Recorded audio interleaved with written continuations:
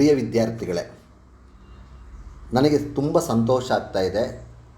ಸಮದರ್ಶನ ಧ್ವಜ ಎಂಬ ಕವಿತೆಯನ್ನು ಕುರಿತಂತೆ ನಿಮ್ಮ ಜೊತೆಗೆ ಮಾತನಾಡೋದಕ್ಕೆ. ಭಾರತಿ ಎನ್ನುವ ಕಾವ್ಯನಾಮದೊಂದಿಗೆ ತಿರುಮಲೆ ರಾಜಮ್ಮ ಇವರು ಬರೆದಿರ್ತಕ್ಕಂತಹ ಕವಿತೆ ತುಂಬ ವಿಶೇಷವಾಗಿರ್ತಕ್ಕಂಥದ್ದು. ಅತ್ಯಂತ ಪ್ರಸ್ತುತವಾದ ಈ ಸಂದರ್ಭದಲ್ಲಿ ಈ ಕವಿತೆ ವಿಶೇಷವಾದ ಅರ್ಥವನ್ನು ಪಡ್ಕೊಳ್ತದೆ. ತಿರುಮಲೆ ರಾಜಮ್ಮನವರು ತುಮಕೂರಿನವರು. 11ನೇ ವಯಸ್ಸಿನಲ್ಲಿ ತಿರುಮಲೆ ತಾತಾಚಾರ್ಯ ಶರ್ಮರೊಂದಿಗೆ ಇವರ ವಿವಾಹವಾಗಿತ್ತು. ವಿವಾಹದ ನಂತರ ಸಂಗೀತಾಭ್ಯಾಸ ಮಾಡಿದರು. ಗಾಂಧೀಜಿಯವರ ದರ್ಶನದಿಂದ ಜೀವನ ಕ್ರಾಂತಿ ಕಡೆ ತಿರುಗಿದ್ದ ತಿರುಮಲೆ ರಾಜಮ್ಮ ಅವರು ಗಾಂಧೀಜಿಯವರ ಪ್ರೀತಿ ವಾತ್ಸಲ್ಯಗಳಿಗೆ ಇವರು ಪಾತ್ರರಾಗಿದ್ದರು. ಅವರ ಮನಸ್ಸನ್ನು ಗೆದ್ದಿರತಕ್ಕಂತಹ ವಾತ್ಸಲ್ಯವನ್ನು ಗೆದ್ದಿರತಕ್ಕಂಥ ಕನ್ನಡತಿ ಎಂಬುವ ಹೆಗ್ಗಳಿಕೆಗೆ ಇವರು ಪಾತ್ರರಾಗಿದ್ದರು. ದೇಶಪ್ರೇಮ, ರಾಷ್ಟ್ರಗೀತೆ, ಗೀತೆಗಳನ್ನು ರಾಗವಾಗಿ ಹಾಡ್ತಿದ್ದಂಥ ರಾಜಮ್ಮ ಅವರಿಗೆ ಯಾವತ್ತೂ ಕೂಡ ಒಂದು ದೇಶ ಸೇವೆಯಲ್ಲಿ ತಮ್ಮನ್ನು ತಾವು ತೊಡಗಿಸಿಕೊಂಡಿದ್ದರು. 1924ರಲ್ಲಿ ಬೆಳಗಾವಿಯ ಅಧಿವೇಶನದಲ್ಲಿ ರಾಜಮ್ಮನವರ ವೀಣಾವಾದನ ಅದು ವಿಶೇಷವಾದ ಒಂದು ಸಭೆಗೆ ಮೆರುಗನ್ನು ತಂದುಕೊಡ್ತು. 1976ರಲ್ಲಿ ಇವರಿಗೆ ರಾಜ್ಯ ಸರ್ಕಾರ ಸಾಹಿತ್ಯ ಅಕಾಡೆಮಿ ಪ್ರಶಸ್ತಿಯನ್ನು ಕೊಡ್ತು. ಈ ಒಂದು ವಿಶೇಷವಾದ ಕವಿತೆಯ ಉದ್ದೇಶ ಏನಪ್ಪ ಅಂದರೆ, ಯಾವತ್ತೂ ಯುದ್ಧವನ್ನು ನಿಲ್ಲಿಸುವಂಥ ದೇವರನ್ನು ಕೇಳ್ಕೊಳ್ತಕ್ಕಂಥದ್ದು. ಬಹುಶಃ ಈ ಒಂದು ಕವಿತೆ 1939ರಿಂದ 45ರಲ್ಲಿ ನಡೆದ 2ನೇ ಮಹಾಯುದ್ಧದ ಆ ಪರಮಾಣು ಶಸ್ತ್ರಾಸ್ತ್ರಗಳನ್ನು ಒಳಗೊಂಡಿರ್ತಕ್ಕಂತಹ ಭೀಕರವಾದ ಯುದ್ಧದ ಒಂದು ಸಂದರ್ಭದಲ್ಲಿ ರಚನೆಯಾಗಿರ್ಬೋದು.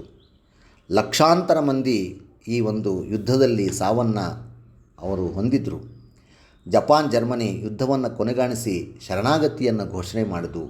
ಅಂತಹ ಸಂದರ್ಭದಲ್ಲಿ ಆ ರಾಷ್ಟ್ರಗಳ ನಡುವೆ ವಿಶ್ವಸಂಸ್ಥೆ ಒಂದು ಶಾಂತಿಯುತವಾದ ಸಂಬಂಧವನ್ನು ಮತ್ತೆ ಸ್ಥಾಪನೆ ಮಾಡೋದಕ್ಕೋಸ್ಕರವಾಗಿ ಅದು ಹೋರಾಟ ಮಾಡಿತು.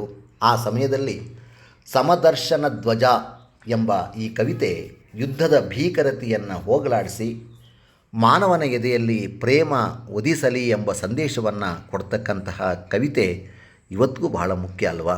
ಏಕೆಂದರೆ ರಷ್ಯಾ ಮತ್ತು ಉಕ್ರೇನ್ ನಡುವೆ ಯುದ್ಧ ನಡೀತಾ ಇದೆ. ಪ್ಯಾಲೆಸ್ಟೇನಿಯನ್ ಮತ್ತು ಪರ್ಷಿಯಾ ನಡುವೆ ಯುದ್ಧ ನಡೀತಾ ಇದೆ. ಅಮೇರಿಕಾದ ಯುದ್ಧ ತಂತ್ರಗಳು ಇವತ್ತು ಎಲ್ಲ ಕಡೆಗೂ ಹರಡಿದೆ. ಹಾಗಾಗಿ ಇಂಥ ಸಂದರ್ಭದಲ್ಲಿ ನಾವೆಲ್ಲರೂ ಮತ್ತೆ ಶಾಂತಿಯನ್ನು ಸ್ಥಾಪನೆ ಮಾಡಬೇಕು ಅನ್ನುವ ಒಂದು ವಿಶೇಷವಾದ ಆಶಯವನ್ನು ಹೊಂದಿರತಕ್ಕಂತಹ ಈ ಗೀತೆಯನ್ನು ಅವಲೋಕಿಸುವುದು, ಅದರ ಬಗ್ಗೆ ತಿಳ್ಕೊಳ್ಳೋದು ಮುಖ್ಯ ಅಂತ ನನಗನ್ನಿಸುತ್ತೆ. ಸಮದರ್ಶನ ಧ್ವಜವನ್ನು ಓದಬೇಕಾದ್ರೆ ಕೆಲವು ವಿಶೇಷವಾದ ಪದಗಳಿವೆ. ಹಾಗಾಗಿ ನೀವು ಆ ಪದ್ಯವನ್ನು ನೋಡ್ತಾನೆ ನನ್ನ ಮಾತುಗಳನ್ನು ಕೇಳಿಸ್ಕೊಳ್ಳಿ. ಎಲ್ಲಿ ಕೆಲವು ಪದಗಳಿವೆ ಅದಕ್ಕೆ ಅರ್ಥವನ್ನು ಕೂಡ ನಾನು ಹೇಳ್ತಾ ಹೋಗ್ತೀನಿ. ನೋಡ್ತಾ ಹೋಗೋಣವಾ? ಸಮದರ್ಶನ ಧ್ವಜ, ಆ ಬಾವುಟ. ಸಮರ ದಾಹವೆಂದೆಂದು ಸಂಪ್ರಾಪ್ತವಾಗದ ಅಮರ ವರವ ನಮಗೆ ಕರುಣಿಸೈ ದೇವ. ಇದು ಪಲ್ಲವಿಯಲ್ಲಿ ಬರ್ತದೆ, ಸಂಗೀತಗಾರರಲ್ವಾ? ಹಾಗಾಗಿ ಪಲ್ಲವಿ, ಅನುಪಲ್ಲವಿ, ಚರಣ ಈ ರೀತಿ ಹಾಡ್ತಕ್ಕಂಥದ್ದು. ನಾನು ಸಂಗೀತದ ರೀತಿಯಲ್ಲಿ ಹಾಡ್ತಿಲ್ಲ, ಸಮಯದ ಮಿತಿಗೆ ನಾನು ಇದನ್ನು ಒಳಪಡಿಸ್ಕೊಂಡಿದ್ದೀನಿ. ಸಮರ ದಾಹ, ಯುದ್ಧ ಮಾಡಬೇಕು ಅಂತಕ್ಕಂತಹ ಆ ಒಂದು ದಾಹವನ್ನು, ಬಾಯಾರಿಕೆಯನ್ನು ಹೋಗಲಾಡಿಸ್ಬಿಡು. ಏಕೆಂದರೆ ಯುದ್ಧದ ದಾಹ ಜಾಸ್ತಿ ಆದಷ್ಟು ಮಾನವ ಶಾಂತಿ ಹಾಳಾಗ್ತದೆ.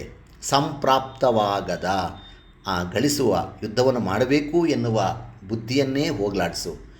ಅಮರ ವರವ ನಮಗೆ ಕರುಣಿಸೈ ದೇವ. ಯಾವತ್ತೂ ನಮಗೆ ಯುದ್ಧ ಮಾಡಬೇಕು ಅಂತ ಅನ್ನಿಸಬಾರ್ದು. ಅಂತಹ ಅಮರ ವರವನ್ನು ಕರುಣಿಸು ದೇವ. ದೇವರಲ್ಲಿ ಪ್ರಾರ್ಥನೆ ಮಾಡ್ತಾರೆ. ಕ್ಷಮಾಗುಣವ ನೋವಿ ಪ್ರೇಮ ದೀಪವನ್ನುರಿಸಿ. ನಮಗೆ ಕ್ಷಮಾಗುಣ ಅಂತಕ್ಕಂಥದ್ದೇ ಒಂದು ವ್ರತವಾಗಬೇಕು. ಪ್ರೇಮ ಅನ್ನೋದೇ ಒಂದು ಬೆಳಕಾಗಬೇಕು. ಆ ದೀಪವನ್ನು ಉರಿಸಿ ಸಮದರ್ಶನ ಧ್ವಜ ಸ್ತಂಭವನ್ನು ನಿಲ್ಲಿಸಿ.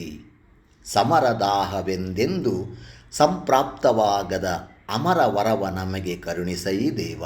ಎಂತಹ ಒಳ್ಳೆಯ ಪ್ರಾರ್ಥನೆ ಅಲ್ವಾ?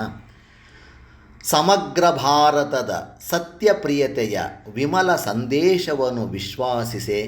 ಸಮಗ್ರ ಭಾರತ ಎಲ್ಲವೂ ಒಂದಾಗಿರಬೇಕು. ಆಗಿನ ಕಾಲದಲ್ಲಿ ಇನ್ನೂ ಏಕೀಕರಣ ಆಗಿರಲಿಲ್ಲ.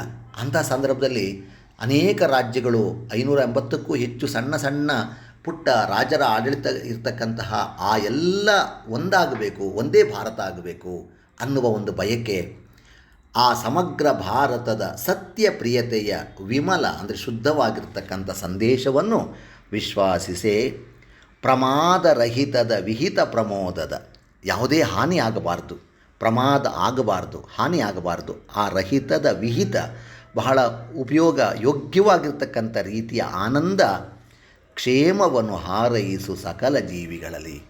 ಯಾವ ಜೀವಿಗೂ ಯಾರಿಂದಲೂ ತೊಂದರೆ ಆಗಬಾರ್ದು. ಪ್ರಾಣಿ, ಪಕ್ಷಿ, ಕ್ರಿಮಿ, ಕೀಟ, ಮನುಷ್ಯ, ಅದು ಹೆಣ್ಣಾಗಿರ್ಬೋದು, ಗಂಡಾಗಿರ್ಬೋದು, ಜಾತಿ, ವರ್ಗ, ಭೇದ ಎಲ್ಲವನ್ನು ಮರೆತು ಎಲ್ಲರೂ ಸಂತೋಷವಾಗಿರಬೇಕು ಅನ್ನುವ ಒಂದು ವರವನ್ನು ಕೊಡು. ಕ್ಷಾಮ ದೇವತೆಗೊಂದು ಕ್ರೂರ ಶಾಪವ ಸಲ್ಲಿಸಿ, ಕ್ಷಾಮ ಅನ್ನೋದು ಬರಬಾರ್ದು.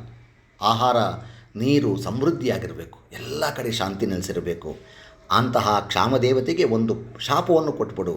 ಸಾಮ ದಾನೋಪಾಯಗಳ ನಿಯಮ ವಿಧಿಸಿ, ಚತುರೋಪಾಯಗಳಲ್ಲಿ ಈ ಸಾಮ ದಾನ ಅಂತಕ್ಕಂಥದ್ದು ಒಂದು ಬಹಳ ಮುಖ್ಯವಾಗಿರ್ತದೆ. ಎಲ್ಲರೊಂದಿಗೆ ಹೊಂದಾಣಿಕೆ ಮಾಡಿಕೊಂಡು ಪರಸ್ಪರ ವಿಶ್ವಾಸದಿಂದ ನಡೀತಕ್ಕಂತಹ ನಿಯಮವನ್ನು ವಿಧಿಸು. ಈ ಮಾನವ ಕುಲವೇ ವಿಜಯ ಗೀತವ ಪಾಡು ಹಾಡು. ಯಾವುದು ಮಾನವ ಕುಲ ಯಾವತ್ತೂ ಅದಕ್ಕೆ ಜಯವಾಗಬೇಕು. ನಮ್ಮ ಕುವೆಂಪು ಅವರು ಹೇಳ್ತಾರಲ್ಲ, ವಿಶ್ವಮಾನವ ಸಂದೇಶವನ್ನು ಏನು ಹೇಳ್ತಾರಲ್ಲ, ಅದರ ಆ ಒಂದು ಅಂಶ ಇಲ್ಲೂ ಕೂಡ ಕಾಣಿಸುತ್ತೆ. ಎಲ್ಲ ಕಡೆಗೂ ಕೂಡ ಒಂದೇ ಆಗಬೇಕು, ವಿಶ್ವದಲ್ಲಿರ್ತಕ್ಕಂಥ ಮನುಷ್ಯರಲ್ಲೂ ಒಂದೇ ಆಗಬೇಕು. ಪಂಪನೂ ಇದೇ ಮಾತನ್ನು ಹೇಳ್ದ. ರಾಮರಾಜ್ಯದಿ ರಮಿಸುವಂತೆ ಬಿಜ ಮಾಡು. ರಾಮರಾಜ್ಯ ಅಂದರೆ ಏನದು? ದೊಡ್ಡದಾಗಿರ್ತಕ್ಕಂಥ ಆದರ್ಶ ಕಲ್ಪನೆಯ ರಾಜ್ಯ ಅದು. ಎಲ್ಲೂ ದ್ವೇಷ, ಅಸೂಯೆ ಇಲ್ಲದಂತೆ ಪರಸ್ಪರ ಪ್ರೀತಿ ಪ್ರೇಮದಿಂದ ಕೌಟುಂಬಿಕ ಹಿನ್ನೆಲೆಯಲ್ಲಿ ಎಲ್ಲರೂ ಒಂದಾಗಿ ಬಾಳ್ತಕ್ಕಂತಹ ರಾಮರಾಜ್ಯ ನಿಯಮ ನಿಷ್ಠೆಯಿಂದ ಇರಬೇಕು, ಸತ್ಯಸಂಧತೆ ಇರಬೇಕು. ಅಂತಹ ರಾಮರಾಜ್ಯವನ್ನು ರಮಿಸುವಂತೆ, ಇಷ್ಟಪಡುವಂತೆ, ಸಂತೋಷಿಸುವಂತೆ ನಮ್ಮನ್ನೆಲ್ಲರನ್ನು ಇರಿಸು, ವಿರಾಜಿಸು ಅಂತ ಕೇಳ್ಕೊತಿದ್ದಾರೆ ಕವಿತೆ. ಈ ಕವಿಯಿತ್ರಿ ಶಾಂತಿ ಸಂಸ್ಥಾಪನಕ್ಕೆ, ಸ್ಥೈರ್ಯದ ಉದ್ದಾಪನಕ್ಕೆ. ನೋಡಿ, ಶಾಂತಿ ಸಂಸ್ಥಾಪನಕ್ಕೆ, ಶಾಂತಿ ನೆಲೆಸಬೇಕು, ಯುದ್ಧ ಆಗಬಾರ್ದು, ಪರಸ್ಪರ ದ್ವೇಷ ಅಸೂಯೆಗಳು ಹೋಗಬೇಕು, ಸ್ಥೈರ್ಯ ಇರಬೇಕು, ಧೈರ್ಯದಿಂದ ಬದುಕಬೇಕು, ಅದರ ಉದಯ ಆಗಬೇಕು, ಏಳಿಗೆ ಆಗಬೇಕು.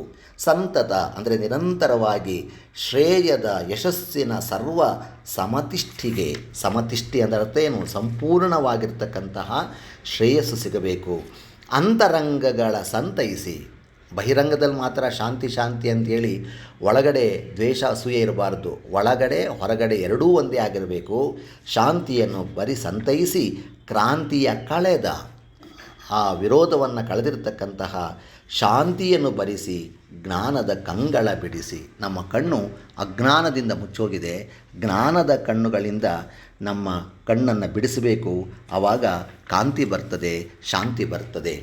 ವಸ್ತ್ರಾಭರಣ ಸಿಂಗಾರ ವಾದ್ಯ ಸಮೇತ ಮಸ್ತಕವ ನೆಲಕ್ಕೆ ತಾಗಿಸಿ, ಮಸ್ತಕ ಅಂದರೆ ತಲೆ, ಆ ತಲೆಯನ್ನು ತಾಗಿಸಬೇಕು, ಶರಣಾಗತರಾಗಬೇಕು. ವಿಶ್ವವೆಲ್ಲ ಶಸ್ತ್ರಸನ್ಯಾಸವನ್ನು ಸ್ವೀಕರಿಸುವ.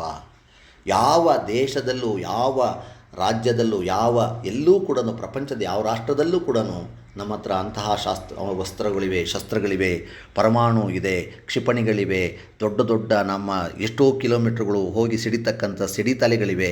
ಇದು ಯಾವುದು ಇರಬಾರ್ದು. ಎಲ್ಲರೂ ಕೂಡ ಶಸ್ತ್ರತ್ಯಾಗವನ್ನು ಮಾಡಬೇಕು. ಎಲ್ಲ ಕಡೆ ಏನಿರಬೇಕು? ಶಾಂತಿ ಪ್ರೇಮ ಇರಬೇಕು. ಶಸ್ತ್ರ ಸನ್ಯಾಸವನ್ನು ಸ್ವೀಕರಿಸುವ ಶಪಥಕ್ಕೆ ಆ ಒಂದು ಪ್ರತಿಜ್ಞೆ ಮಾಡಬೇಕು. ಅಸ್ತು ಎಂದನು ಲೋಕ ಮಂಗಳದ ಘೋಷಕ್ಕೆ. ನೀನು ಯಾವತ್ತೂ ಅದನ್ನೇ ನಮಗೆ ಪ್ರತಿಪಾದಿಸು, ನಮಗೆ ಅಸ್ತು ಅನ್ನೋ, ಒಳ್ಳೆಯದು ಅನ್ನೋ, ಲೋಕಮಂಗಳ ನಮಗೆಲ್ಲ ಕಡೆಗೂ ಬರಲಿ ಅನ್ನುವ ಒಂದು ವಿಶೇಷವಾದ ಸದಾಶಯವನ್ನು ಹೊಂದಿರತಕ್ಕಂಥ ಈ ಕವಿತೆಯನ್ನು ನಿಮ್ಮ ಜೊತೆಗೆ ಹಂಚ್ಕೊಂಡಿದ್ದೀನಿ. ತುಂಬ ಸಂತೋಷ ಆಗ್ತಾಯಿದೆ. ಇಂತಹ ಮತ್ತಷ್ಟು ಮಗದಷ್ಟು ಕನ್ನಡ ಸಾಹಿತ್ಯ ಕುರಿತಂತೆ ನಿಮ್ಮ ಚಿಂತನೆಗಳನ್ನು ನಿಮಗೆ ಚಿಂತನೆಗಳು ಬೇಕು ಅಂದರೆ ಅಭ್ಯುದಯ ಯೂಟ್ಯೂಬ್ ಚಾನಲನ್ನು ಸಬ್ಸ್ಕ್ರೈಬ್ ಆಗಿ ಕೇಳಿ ಅಂತ ನಿಮ್ಮಲ್ಲಿ ಸವಿನಯ ಪ್ರಾರ್ಥನೆ ಮಾಡ್ಕೊತಿದ್ದೀನಿ. ದಯವಿಟ್ಟು ಈ ಒಂದು ಕಾಮೆಂಟ್ಸನ್ನು ಹಾಕಿ ಅಂತ ಮತ್ತೊಮ್ಮೆ ನಿಮ್ಮಲ್ಲಿ ವಿನಂತಿ. ಮತ್ತೆ ಭೇಟಿ ಆಗ್ತೀನಿ.